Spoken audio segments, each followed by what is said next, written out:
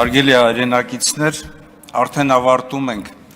կառավարության 2024 թվականի գործունեության զեկույցի քննարկումը եւ ակնհայտ է եւ նաեւ խորհրդանշական, որ կառավարության ղեկավարի կողմից ներկայացված 24 թվականի, բայց ըստ էության այս 7 տարիների վերլուծության քննադատությունը մեր ընդդիմության կողմից այսքան ցավագին է ընդունվում քաղաքական մեծամասնության կողմից, որը արտահայտվում է կարճ ասած իրենց տարբեր, այսպես չգիտեմ, գունավոր պատմական ակնարկներով, ջղաձգումներով, այդ խոսքը ես պետք է ասեմ, որոշ մարդկանց կողմից, որովհետև տրիբունայի մոտ նաև հնչում են վիրավորական պահեր եւ այդ առումով, պարոն Ռուբինյան, ես ուղղակի կհորդորեի, կխնդրեի, որպեսզի դահլիճում ուրեմն կարգապահության պահպանման ուղղությամբ հավասարաչափ մոտեցում լիներ եւ ընդդիմության եւ նաեւ ձեր քաղաքական մեծամասնության նկատմամբ։ Ճշմարտություն է, չէ, որ դուք այլևս ընդդիմություն չեք եւ 7 տարի շարունակ, ոչ թե 7 ամիս, չգիտեմ ինչքան, 7 տարի շարունակ դուք եք իշխանությունը եւ պատասխանատվությունը լծակները, բոլոր ռեսուրսները ձերն են եւ դուք պետք է պատասխանատվություն կրեք այն իրականության համար, որ այսօր տիրում է Հայաստանի Հանրապետությունում եւ նրա շուրջը։ Եվ կարծում եմ, որ այն միջավայրը, որը որ գոյություն ունի, սպառնալիքները ներքին եւ արտաքին, ուրեմն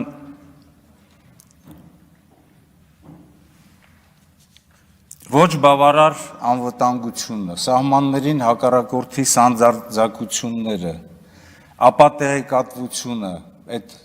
ակնհայտ հակահայկական քարոզչությունը, ապագայի նկատմամբ տագնապը խոսում են նրա մասին, որ կառավարության գործունեության վերլուծությունը մենք պետք է ներկայացնենք առաջին հերթին անվտանգության տեսանկյունից։ Այն գովազդային թվերը, ինքնակնդատության բացակայությունը եւ ամենակարևորը մեր հասարակության մտահոգող հարցերին, շատ մտահոգող հարցերին չանդրադառնալը եւս մեկ անգամ խոսում է նրա մասին, որ իրականությունից կտրված գործունեության մաս կա եւ 2023 թվականի Արցախահայության բռնագաղթեցումից հետո 24 թվականի Արցախի ճակատագրի նկատմամբ կրավորական, ես կասեի ժխտական կեցվածքը կառավարության, ինչպես նաև ազգային անվտանգության ռազմավարության ոչ իրատեսական վիճակը կարելի է միանգամից անբավարար գնահատական դնել ձեր գործունեությանը, իսկ ակնհայտ շեղվել է 2021-26 թվականի ձեր ծրագրերից միանշանակ նշել, որ ոչ լեգիտիմ։ Ասեմ ինչի համար, որովհետև ես մի քանի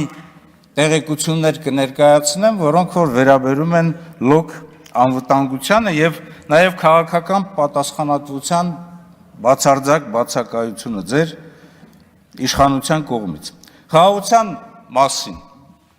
ձեր գործունեության ընթացքում կարմիր թելով, կարմիր գծով անցնում է, որ խաղաղության օրակարգ ունեք,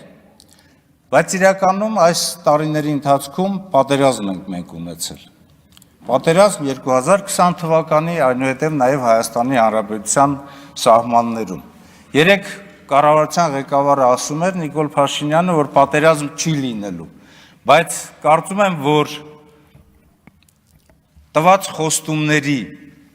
եւ նաեւ իրականության հակասականությունը մեր այսօրվա իրականության մեջ այլ բան է ենթադրում։ Ոչ ոք չի ուզում պատերազմ լինի, բոլորը ձգտում են խաղաղության, բայց այն անգրագետ թեզը, որ այսօրվա իշխանությունը տանում է, որ խաղաղությունն է, անվտանգությունն է, խաղաղությունն է անվտանգության երաշխիքը, դա անընդունելի